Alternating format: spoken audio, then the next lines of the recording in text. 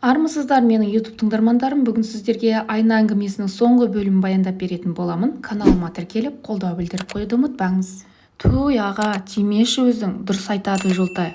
Колледжді жақсы оқыса шетелге жібереді.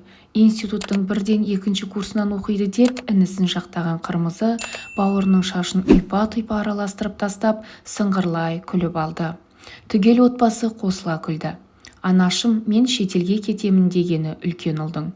Шетел несі, қайда бармақсың, ыршып түсті. Германияға барамын. Шақырту алғаныма ай болды.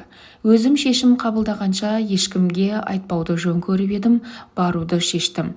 Әттең мен армандағандай жұмыс болса, елден кетпес едім ғой, деді, сабырлы салмақпен сөйлеп. Ұлының апталдай азамат болғаны жаңа ұқты. Ақылды, білімді ұл өсіріпті-ау. Бірақ тек келін алып қызық көрем бе дегенде шетелге кеткені несі?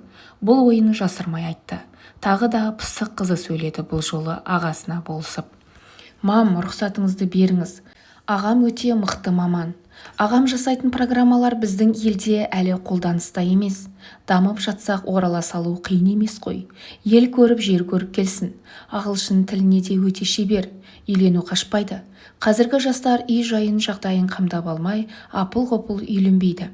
Үйленген соң балалы болады. Оның жағдайы жақсы болмаса, бала сияқты қамтамасыз етілмесе, оған да обал ғой. Мысалы, біз алты сабақ біткенше қарнымыз ашып, ішегіміз шұрылдап жүріп оқыдық. Әрине, сіздің арқаңызда аязға ұрынып, аптапқа қақталмадық. Есесіне жақсы оқып, сізге мақтан болуды армандадық деп ұзақ сөйледі.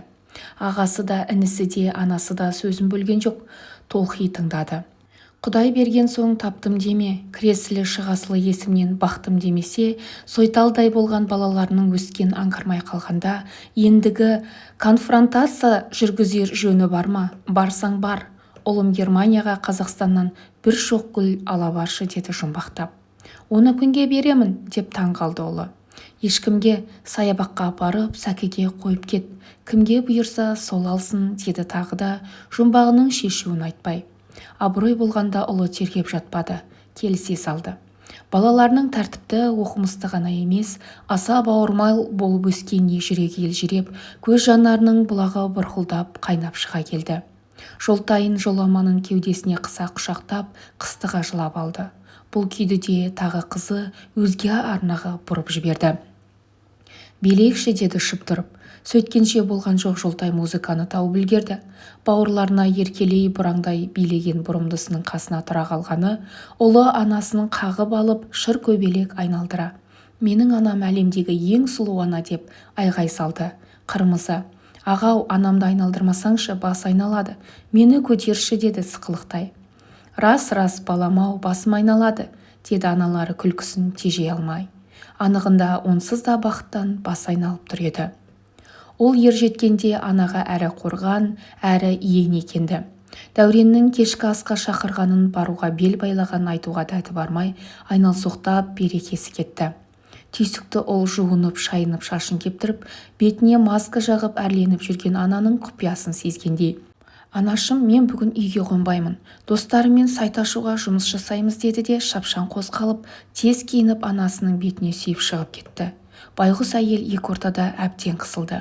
Айнаның алдында келіп, сары қыздың гардеробынан көргендей аспан түстес ашық көк көйлегін киді. Бетіне талап жағып, ернін боямаққа ыңғайланғаны сол еді, айнаның арғы жағынан сораң етіп шыға келген әйел жүрегін жара жаздады. Астапыралла, сен кімсің, деді оқыс сөйлеп. Әйел үнсіз жымиды. Тоба, мынау түгел менің киімдерімді киіп алыпты ғой, деп ойлады. Әлгі әйелдің бас аяғын шолып өтті. Иә, дәл өзінің киімдерін танып тұр. Жұқа колготки, аспан түстес қынама бел, кең етекті көйлек. Әуелі шашын да өзінің шашындай, сары қыздың шашындай кесіп, сәндеп қойыпты. Үңіліп тұрып есіне еміс-еміс түскен естеліктерді жинақтады. Көзі таныс, ерні мұрны, бұл әлгі осы айнадан шыға келіп, сұңқылдап таңға жылаған сорлы емес пе? Иә, соның өзі, мәссаған, қалай өзгеріп кеткен. Маңдайынан әудем жерге дейін бозамық тартып ағарған шашы қарайып, маңдайындағы терең қос сызығы жазылып, көзінің айналасын шимайлаған ұсақ әжімтері жойылып, сұлуланып кетіпті. өлпі-сөлпі киімін шешіп, сары қыздың көйлегіндей, жоқ, тура өзінің көйлегіндей көйлек киіп алған несі?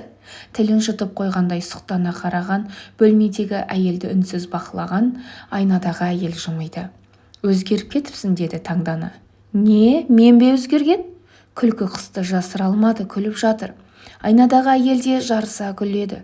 Байқап қалып күлкісін саптия салғаны, ол да тоқтай қалды. Сұлумыз, деді қасын көтеріп. Мынау жынды ма, сұлусың демей ме?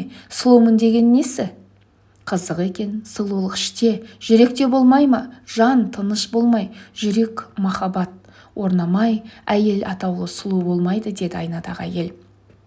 Шынымен сұлу екен-ау. Қалай байқамаған? Әлде бұл да осы айнаның арғы жағындағы сары қыздың көйлектерін киіп, әшекейлерін тағынып, әтірлерін себініп өзгерер ме екен? Айнадағы әйелмен арбасып қанша тұрғанын аңғармады. Телефоны безек қағып жатыр екен, есіне келгенде. Алло, айна, кеш жарық болсын. Айна, мен келіп тұрмын, шыға ғой. Жүрегі дүрсілдеп кетті. 18-дегі қызда еркек атаулымен алғаш рет кездесуге бара жатқандай толқыды. Аяғынан жан кетіп тәжірибе кең төсегінің шетіне отыра салып, айнаға үңілген. Әлгі әйел әлі күтіп тұр екен. Тым сұлу жымиды да ғайыпқа сіңіп кетті. Мам, тұра тұрыңызшы. Қырмызы шауып келіп, әдемі құтыдағы әтірін анасының тамағына сепкенде, қызының қолындағы әтірдің құтысы көзіне оттай басылды. Сол сары қыздың құтысы, соның әтірі есінен танардай болды. Қызым, мына әтірдің иісі қандай, деп жұлып алып. Бұл французский әтір, Шанель Коко анашын. Ағам сіздің туған күніңізге арнайы алып, менің бөлмеме тығып қойған. Туған күніңіз ертең ғой, яғни бүгін түнгі 12-ден кейін. Ағамды күтпей, шыдамай көрсетіп қойғаным күнә емес шығар, деді ерке қызы сыңғырлай күліп. Балам-ау, мен бұл әтірді жер көктен таппай іздеп жүрмін ғой. Толқып кеткені де, қуанып кеткені де беймәлім, ерекше күй кешті сұлу әйел. Мам, ана деген қыздың айнасы. Мен сізге қарап бой түзедім, өзгердім, өстім. Сіз менің айнамсыз, деді қырмызы анасының биік шифонеріндегі айналы есіктің алдында бұраңдай. Жарықты сөндіріп бөлмеден шығып бара жатқан іңгәлаған дауыстан селк етті. Жарықты қайта жаға салған еді, тына қалды. Тағы өшірді, тағы естілді. Айнасына көз түсті. Сәуле шашып тұрма. Құдай-ау, сары қызым келген бе? Құстай ұшты. Иә. Айна тіріліп ішінен бейнелер сұлбаңдайды. Тек сары қыздың пошымынан бөлек қазақы көрініс. Әппақ жібекпен жабылған бесіктің басына үлпілеген үкі тағылыпты. Топ-томпа аққұба келіншек бесікке жақындап келіп, сәбиін бөліп жатыр. Түсінікті, деді жымиып. Жарықты сөндіріп есігін жауып сыртқа беттеді. Ойланып келеді. Бұл айна түн ауа сиқырланушы еді. Қазір бейуақыт қой. Әлде атамның бейуақыт ұйықтамаңдар, жүгірмеңдер деуінде де бір сыр бар ма еді? Телефоны тың-тың ете қалды. Айна апай, амансыз ба? Сүйінші ұлды болдық, деп гарнитур сатқан жігіт. Білем дегісі келген. Сұлтан болсын, деп жауап жазды. Әңгіменің соңы. Назарларыңызға рахмет.